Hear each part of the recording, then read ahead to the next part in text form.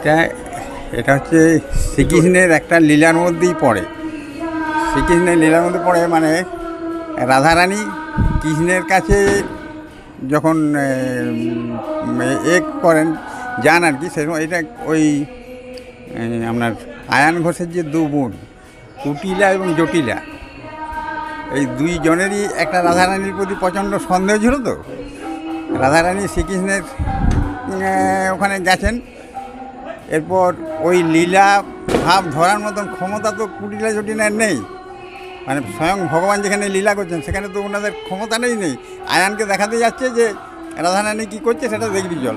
হ্যাঁ, আয়ান ঘোষের সঙ্গে নিয়ে কুটিলা জটিলা দেখাতে গেছে, তখন রাধারানী স্বয়ং মানে কালী পুজো করছে, সেই দৃশ্যটা কিন্তু দেখতে পাচ্ছে আয়ান নিজে।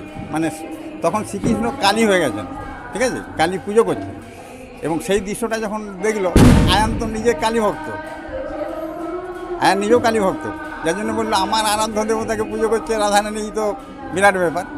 যাই হোক, এটা একটা শ্রীকৃষ্ণের লীলার মধ্যে হয়, যার জন্য আমাদের এটা এই শ্যামকে শ্যামা সাজানো হয়। নিবেদন আমাদের ভোগ যেমন যথারীতি নিয়মই হয়। এই সন্ধ্যেবেলা এর সাথে ফল মূল সুজি টুজি এসব একটা উপকরণ করা হয়। দিনের বেলায় ভোগ যেরকম হয় অন্নভোগ সেরকমই হয়, দিনের বেলা কোনো অসুবিধা নেই।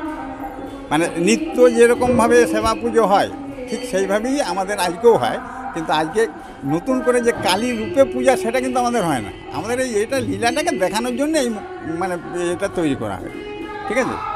আর শ্রীকৃষ্ণের হিসাবেই পুজো হয়, মানে কালী হিসাবে পুজো নয়, শ্রীকৃষ্ণেরই পুজো হয় সব কিছু। কত ভক্ত সমাগম হলো আজকে, কত ভক্ত আছে?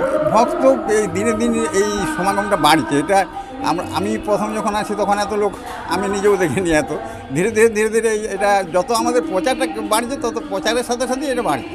মানে প্রচারটা খুবই কম ছিল আগে, এটা মোটামুটি রাত্রি 10টা পর্যন্ত। হ্যাঁ, 10টা পর্যন্ত থাকবে। কি জানাবেন সকল ভক্ত? জয় রাধেশ্যাম, জয় রাধেশ্যাম, জয় রাধেশ্যাম। আমার সকল ভক্তদের কি জানাবে? আমার একটাই সবথেকে ঠাকুরের কাছে কামনা, সকল ভক্ত যেন খুব সুন্দরভাবে থাকতে পারে, বড়লায় সকলে যেন ভালোভাবে থাকতে পারে, এটাই আমি সবসময় ঠাকুরের কাছে প্রার্থনা করব। হ্যাঁ, সকল ভক্তই যেন এইরকম দিনের দিন মানে সকলে একসাথে মানে এসে শ্যাম দর্শন করেন বা এই আনন্দ উপভোগ করেন, এটাই আমি সবসময় ঠাকুরের কাছে জানাবো। হ্যাঁ।